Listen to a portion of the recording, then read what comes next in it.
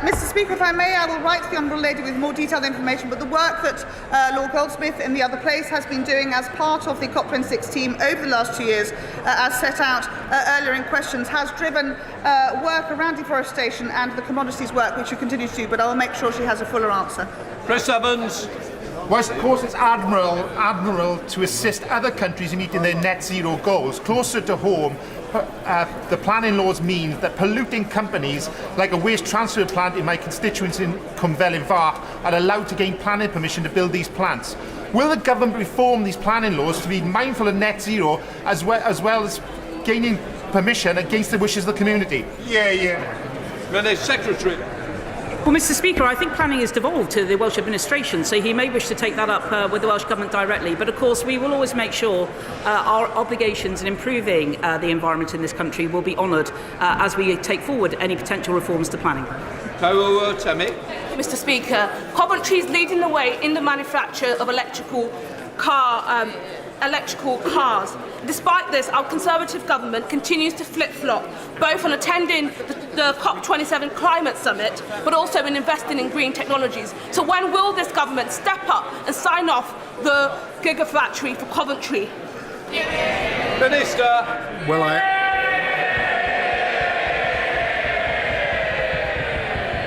I thank the Honourable Lady for her question. We are absolutely committed to the having zero emissions vehicles, and I'm pleased to say have led on that with our 2030, 2035 targets now being copied, I noticed, by our European neighbours, and we remain committed and will do so under this Prime Minister to continue our leadership. We've reduced emissions by more than any other major economy, and we'll continue to do so. Thank you, Mr. Speaker. Shell and BP have announced bumper profits, while they've also benefited from a loophole put in place by the now Prime Minister, which means they secure taxpayer support for drilling oil in our North Sea. Can I ask the Minister if he thinks this is a good or bad decision ahead of the COP27 summit? Mr. Speaker, I've said repeatedly it is absurd to suggest that bringing in gas, for instance, from abroad with higher emissions attached to it is sensible and paying billions of pounds for that when we can produce it at home. That is why we incentivise investment in the North Sea. It is declining, it is being managed decline, and it is compatible with net zero. And it's about time she backed the British economy and British jobs and didn't play politics with this issue. Before we come to Prime Minister's question, I'd like to point out the British Sign Language interpretation of proceedings is available to watch on Parliament Live TV. We start with questions. Prime Minister Dame Meg Hillier. Number one, Mr. Speaker. Prime Minister. Mr. Speaker, this morning I had meetings with ministerial colleagues and others. In addition to my duties in this House, I shall have further such meetings later today. Dame Meg Hillier. Mr. Speaker, the Prime Minister promised integrity, professionalism and accountability in government. His Home Secretary has leaked information, is overseeing chaos in the Home Office and has broken the law. What will she actually have to do to get the sack? Well, Mr. Speaker, the Home Secretary made an error judgment, but she recognised her mistake and took accountability for her actions. But she has now set out transparently, in detail, a full sequence of events in a letter to the Labour Chair of the Home Affairs Select Committee, offered to share relevant documents with the Chair, and she is now getting on with the job, cracking down on crime, defending our borders, something I know the party opposite has no interest in supporting.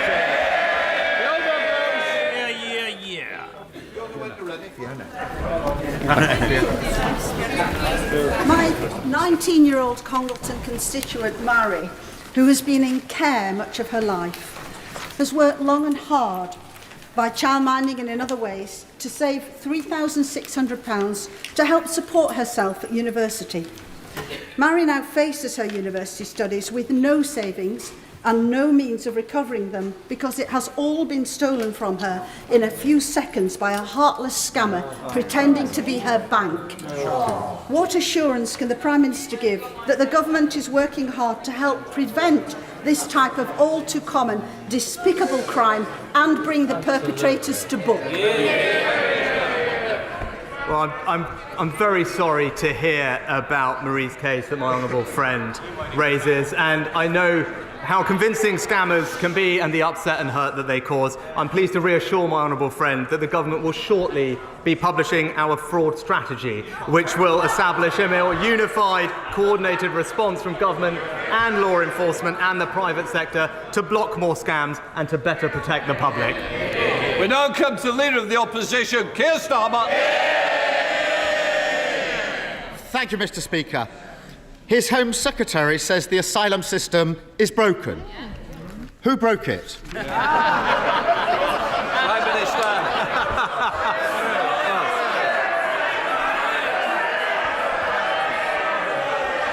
Well, Mr. Speaker, we can look at the record on migration policy.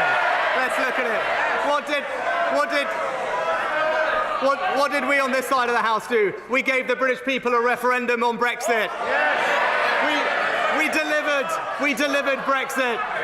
We ended the free movement of people, Mr. Speaker. That's our record on migration policy. It's not something the honourable gentleman supported. He opposed it at every turn, and it's not what the British people want. No one wants open borders on this side of the House. They've lost control of the borders on their side of the House. Mr. Speaker, four Prime Ministers in 5 years, and it's the same old, same old. He stands there and tries to pass the blame. If the asylum system is broken, and his lot have been in power for 12 years, how can it be anyone's fault but theirs? Mr. Speaker, people rightly want to see us getting a grip of migration in our borders. But look, let's look at the record. Let's look at the record. The right honourable gentleman, he voted against the Nationality and Borders Bill. He said he would scrap the Rwanda partnership. He opposed the ending of free movement of people. Look, border control is a serious, complex issue. But not only does the party opposite not have a plan, they have opposed every single measure we have taken to solve the problem. You can't attack a plan if you don't have a plan. We voted against it because we said it wouldn't work, and it hasn't worked. He says he's getting a grip, he's got a plan. So let's have a look at that plan. The Rwanda deal was launched in April.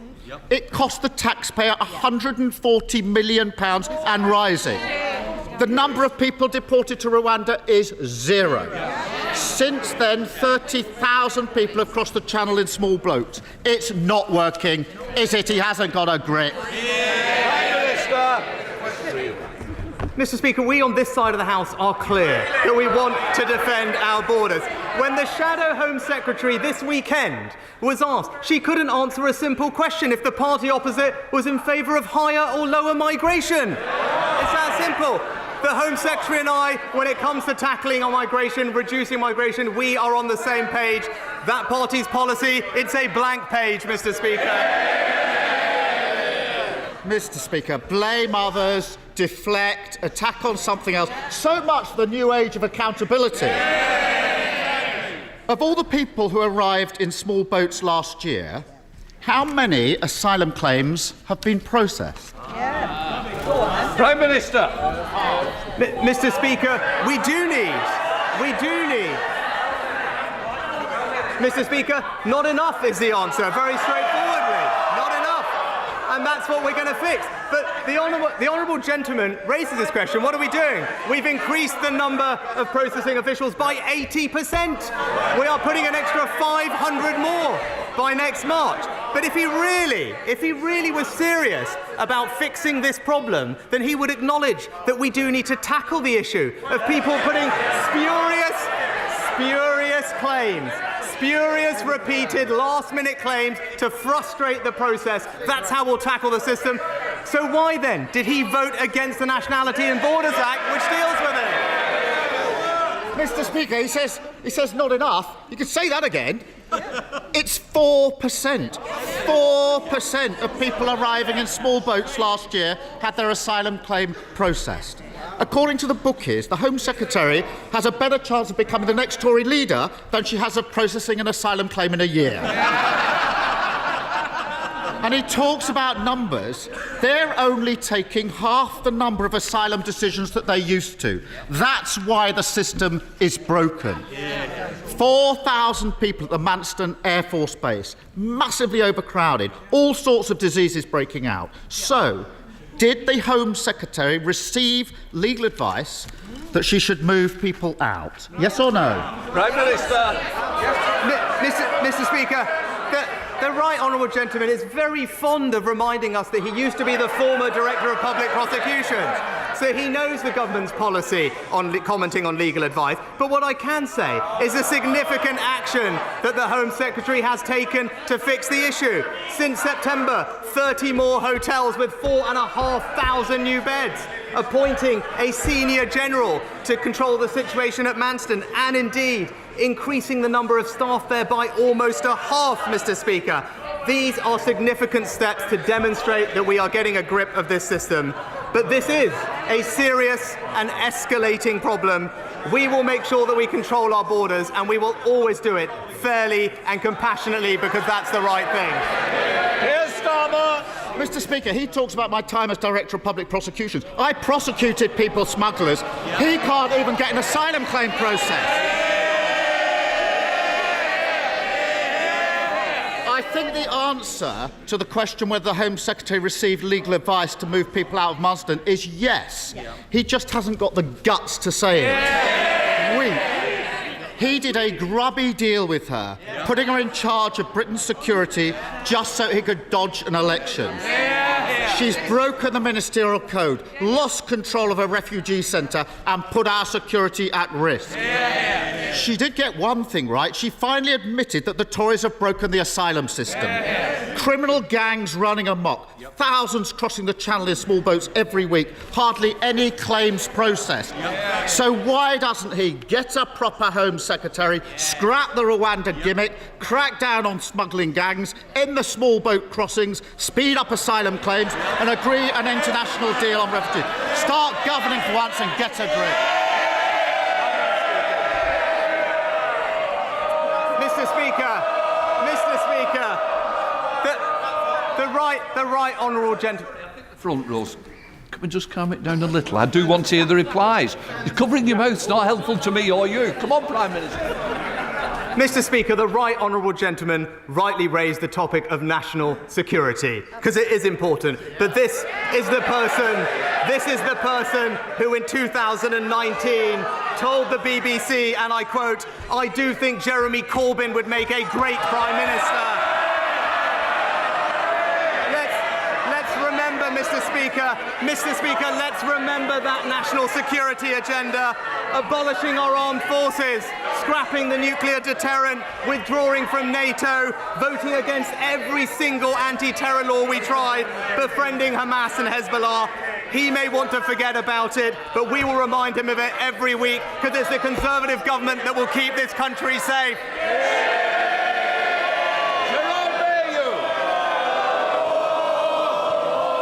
To my register of interest. Mr. Speaker, right now we are suffering the worst outbreak of avian flu ever recorded. Hundreds of thousands of birds are being destroyed to stem the spread of this terrible disease. The government's acted quickly to bring forward compensation for live birds culled to 48 hours after confirmation of disease. But even this short delay is causing significant losses to farmers in Broadland as the disease wreaks havoc to flocks. Dead birds are not compensated. Today is Back British Farming Day. Will my right honourable friend take this opportunity to back British farmers and agree compensation for all affected birds from the date when disease is confirmed?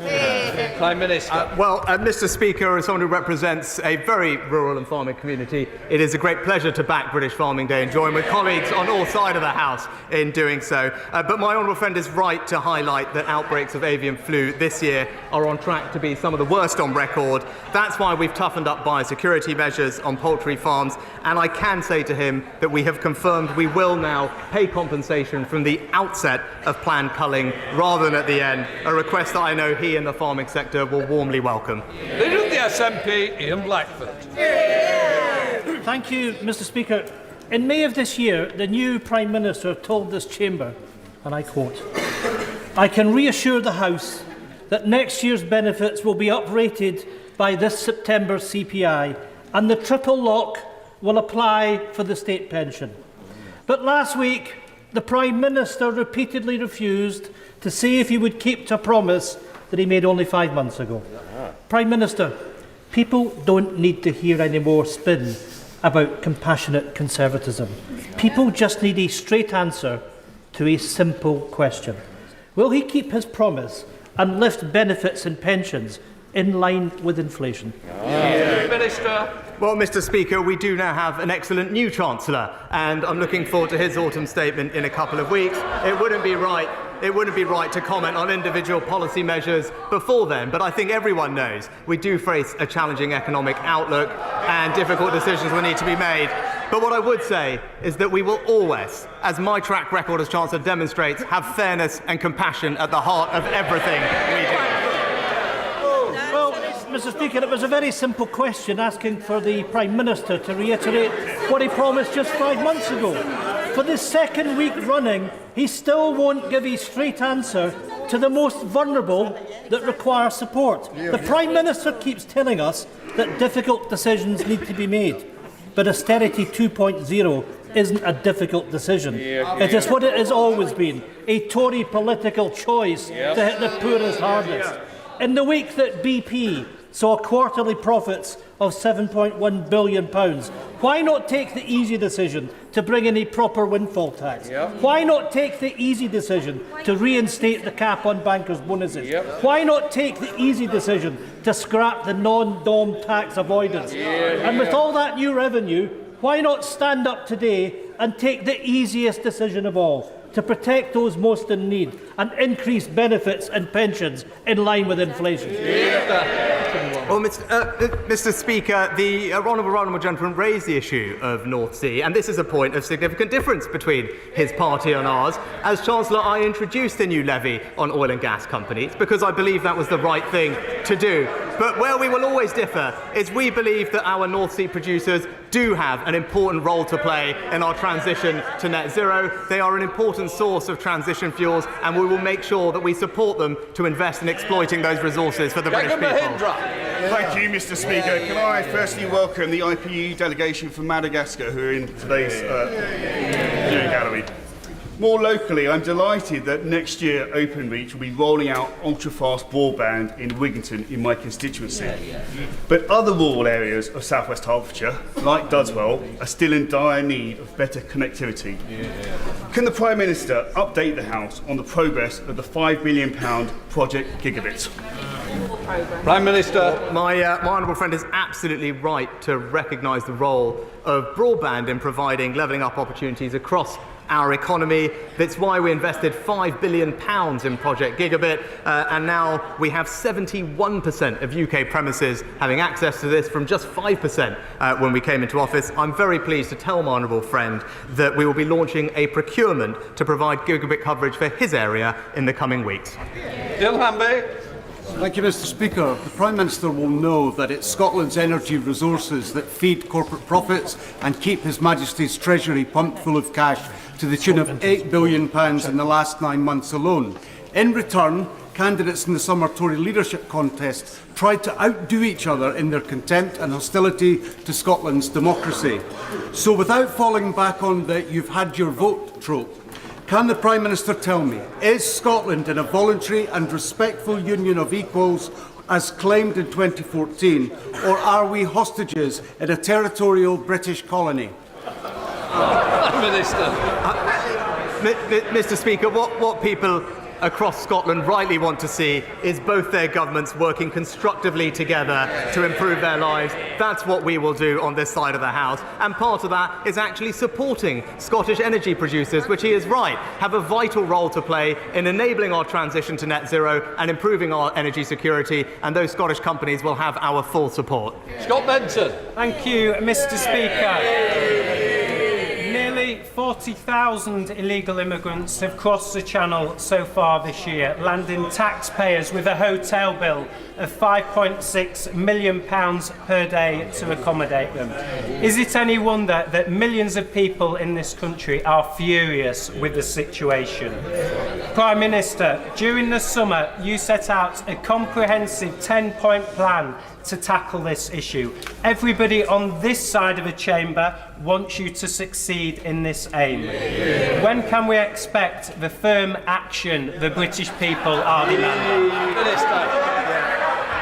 Well, Mr. Speaker, I know this issue is rightly a priority for my honourable friend. It's a priority for his constituents, and I can reassure them that it is a priority for me and this government too. Whether it's the Nationalities and Borders Act or the further measures we are planning to take, we will defend our borders, stop the illegal crossings, and ensure that there is fairness and compassion in our system. That is the way to restore trust, and that is what his constituents and the British people deserve. Jimmy Still. Here. Mr. Speaker, I have a constituent who is a supermarket worker. She's paid for weekly because she receives one double salary payment. There's 1 month of the year where she receives no universal credit. Normally not an issue, Mr. Speaker. However, because universal credit is linked to the cost of living payment, my constituency now no longer qualifies for the £320 that could see her through the very worst of a cold Highland winter. What could the Prime Minister do to mend this gap in the cost of living support? Prime Minister. Mr. Speaker, what I can tell the honourable gentleman is we also provided discretionary funding, which was provided through Barnett to the Scottish Government, especially to deal with cases like the one that he raised. But we'd be very happy if he wants to write to us with the constituents' details to look into it. But discretionary funding was made available, especially for cases like that. Great. Thank you, Mr. Speaker. I was visited at one of my surgeries in Broxtowe by my constituent, Aaron Horsey. In his arms was his 3-week-old newborn baby, Tim.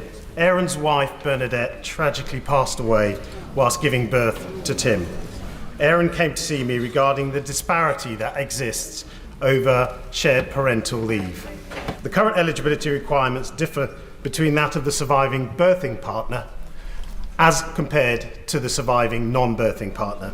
And this meant in Aaron's case he was not entitled to leave to raise his son. Would the Prime Minister ensure that both my constituent and I can meet with the relevant minister to make sure that we move towards a future where parents are not in this position? Prime Minister.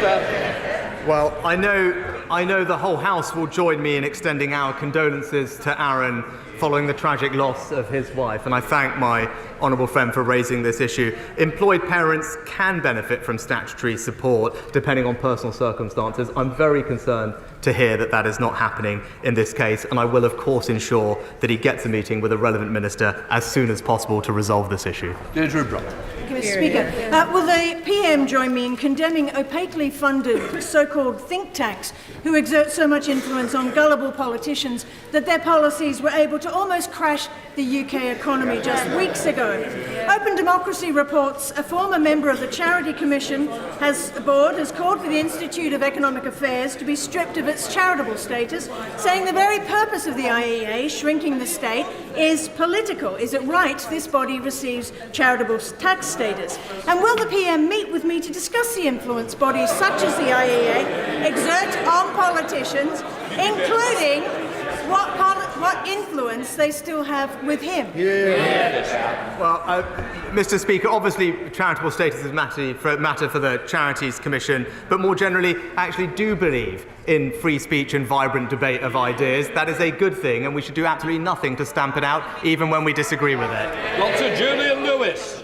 Thank you, Mr. Speaker. In the run-up to the autumn statement, will my right honourable friend do everything he can to persuade the Chancellor to assist those people who took out mortgages in good faith and now are at risk of losing their homes through unaffordable increases.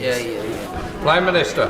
Well, Mr. Speaker, my honourable friend is absolutely right to raise mortgage payments. It's why it is absolutely crucial that we put our public finances on a sustainable footing to limit the increase in interest rates, because ultimately that is what puts pressure on people's mortgage payments. That's what this government is determined to do. And in the short term, there are support available through the welfare system for those with mortgage payments, and I hope he can direct his constituent to those. Thank you, Mr. Speaker. Given the continued Russian invasion and the now illegal annexation of parts of Ukraine, will the Prime Minister recommit his government to pursuing the full and proper accountability, including through the International Criminal Court, of those who violate international law in territories that they occupy? And in particular, will he pursue the rigorous application of the 4th Geneva Convention in terms of the treatment of civilian populations in militarily occupied areas? The honourable gentleman for his question, which is absolutely right. I can confirm we will continue with the policy that the previous government put in place, and I think it's something that we can be proud of, that we provided, I think, the earliest technical support to gather evidence to put cases together for future prosecutions at the ICC. We will continue to gather evidence, provide support to the Ukrainians, because he's absolutely right. What we are hearing is abhorrent, it's wrong, and those who are conducting these things must be held to account. Simon Hall. Thank you, Mr. Speaker. My right honourable friend and I both represent rural constituencies, and he will know the difficulty in securing both NHS dentistry and GPs in rural areas. We on this side of the House know that the financial decisions that he and the Chancellor are going to be taking are going to be tough. Notwithstanding that, can I urge him to ensure that as many initiatives as possible can be supported and put in place in order to make sure that GPs and dentists know that working in rural areas is an attractive place and to encourage their recruitment and retention? Prime Minister. My honourable friend is absolutely right about the importance of healthcare provision in rural areas, which our constituents feel acutely because of the distances they have to travel. He has my assurance we will continue to prioritise both dentistry and GP recruitment to make sure that everyone in this country has access to the primary health care that they need and deserve. Chris Black. Thank you, Mr. Speaker.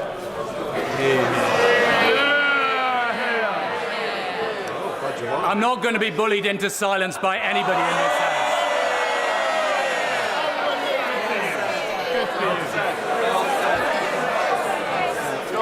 House. With the highest peacetime tax rates, food inflation running at 11.6%, mortgage rates rising dramatically, and a £50 billion hole in the public finances, the Prime Minister knows that Britain's broke. What is it about the 12 years of Tory rule and 5 years of him as a minister that has made such a mess of Britain? Mr. Speaker, when it comes to the economy, the honourable gentleman just failed to mention the single biggest cause of the challenges that we face right now, which is absolutely the aftermath of a global pandemic which has affected supply chains across the world, and an illegal war being conducted by Putin, which is leading to high energy prices. These are the root cause of the challenges we are facing. The challenges we are facing are global in nature. It is wrong to say that they are particular to this country now, and we will, of course, do what we always do on this side of the House, deliver a strong economy for the British people. Thank you, Mr. Speaker. In last summer's heatwave, people across Essex witnessed terrible fires. And last month in Ethiopia, I witnessed the horrific climate change-driven drought that is forcing millions of people across the Horn of Africa to the brink of famine. I've discussed climate change with my right honourable friend. I know he cares, and it's great that he's going to Sharm el-Sheikh. But we, the UK, brought the world to Glasgow for COP26. It's vital that we remain world leaders on climate change. So please confirm this government will fulfil the promises that we, the UK, made in Glasgow.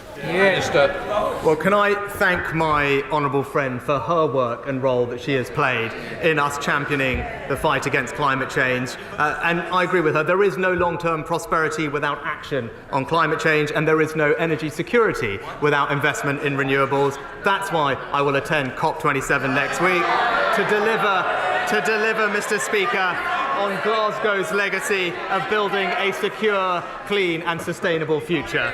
Thank you, Mr. Speaker. While the Prime Minister was secretly recorded boasting to friends that he had helped divert money away from deprived areas like Coventry towards wealthy areas, staff of Coventry's hospital are still paying £600 a year to park at work. So when will the Prime Minister stop hammering working people in my community? Well, Mr. Speaker, I think the Honourable Lady was asking about car parking in NHS hospitals, if I'm understood her rightly. We did introduce temporary free car parking during the pandemic. That was the right thing to do. And now all NHS trusts that charge for parking have implemented our free parking manifesto commitment for those in the greatest need, including hard-working NHS staff who work overnight. Anthony Bagnall. Speaker, on Back British Farming Day, will the Prime Minister recognise with all members of the House the important role that farmers take and recognise that public money for public good means producing food in this country? But could he also recognise the value that our trade deals are doing in allowing us to export our high-quality produce around the world? In particular, the Australia Agreement, where a member of this House will be able to enjoy a certain delicate cut in his bush trucker trials. Well, Mr. Speaker, I agree with my honourable friend. British farmers are indeed the lifeblood of our nation. I join him in celebrating their contribution. I agree with him we need to prioritise food security, and he is right to champion free trade deals. They open up new markets and new opportunities for great British produce, and we will continue to open up more markets for our farmers everywhere. Boris Sherman. Mr. Speaker, can I welcome the first Prime Minister from Yorkshire for a very long time, but and I'm trying to be kind to him this morning. Isn't it the fact that since he resigned as Chancellor of the Exchequer on the 5th of July, we've had the most turbulent economic and political disaster in our country than any of us can remember? And when he reflects on that, will he also think why, when he was the Chancellor of the Exchequer, he did not help ordinary working people as well as he could? Yes? And can he now take the opportunity to tax the non-DOMs, who are 70,000 of them, that are getting away with avoiding tax? And will he bring in a tax on windfall profits on the gas and oil industry? Prime Minister. Mr. Speaker, I'm very proud of my record as Chancellor in this country. And maybe the honourable gentleman could talk to the 10 million people who had their jobs saved through furlough. Maybe he could talk to the millions of those on the lowest incomes who benefited from the changes we made to universal credit. This will always be a fair and compassionate government that has the most vulnerable at our hearts. Thank you. Thank you, Mr. Speaker. With only 2 out of 10 autistic adults currently in employment, it's clear that much more needs to be done to realise their potential. Will my right honourable friend work with me to make sure that business and industry help close that alarming employment gap? Well, I know this is an area that my right honourable friend rightly champions and knows an enormous amount about. I look forward to working with him closely to get his recommendations on how we and industry can improve the lives of those who need our help. Sarah Jones. Thank you, Mr. Speaker. The Leader of the Opposition asked the Prime Minister who broke the asylum system. He dodged the question. The truth, Mr. Speaker, is that the backlog is now so great, decision-making so collapsed, and returns so low, at 1/10 of what they used to be, that the criminal gangs have a business model to die for. Whose fault is that? Mr. Speaker, the reason we are in this situation is because of the unprecedented number of people arriving here illegally, often from safe third countries. Now, if the party opposite was really serious about this, they would realise that we have to stop illegal migration, that we have to stop the exploitation of vulnerable people abroad. But they have opposed every single measure we have taken. They're not serious about this problem because they don't think it matters. Tom Hunt. Very much, Mr. Speaker. Both myself and many of my constituents remember fondly the Prime Minister's visit to Ipswich when he was Chancellor of the Exchequer. We spoke about levelling up and he made it clear to me levelling up isn't just about one part of the country, it's a national mission. Therefore, does the Prime Minister agree that a great way to show people of Ipswich this would be supported by a levelling up fund bit to get Ipswich active, £18 million, £15 million for Gaines Resort Centre, £3 million for the outdoor Lido in Broomhill? Prime Minister. Well, Mr. Speaker, my honourable friend is right. Levelling up is about spreading opportunity in every part of our United Kingdom, ensuring people have pride in the place they call home. I look forward to seeing his Levelling Up Fund bid, and I know it will be being considered over the course of this year, and I wish him every success. That completes Prime Minister's questions. Just let all.